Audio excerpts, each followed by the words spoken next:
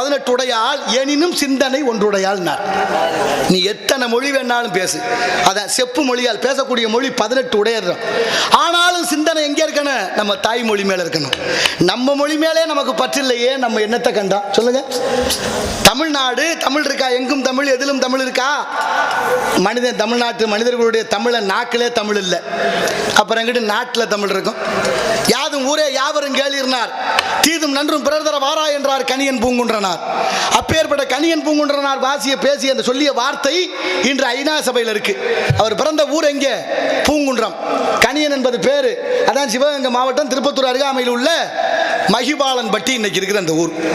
அங்கே பிறந்த புறநானூற்று புலவன் பாடிய வாசகன் தான் யாதும் ஊரே யாவரும் கேளீர், தீதும் நன்றும் பிறர் தர வாரா.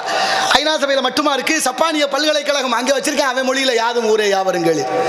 கிறிஸ்தவர்களுக்கு உயர்ந்த இடம் ஜெருசலேம், அங்கே பைப்பில், அதாவது இந்த பைபிள் அப்படியே அதை 10 கட்டளையை மொழிபெயர்க்கிறார்கள்.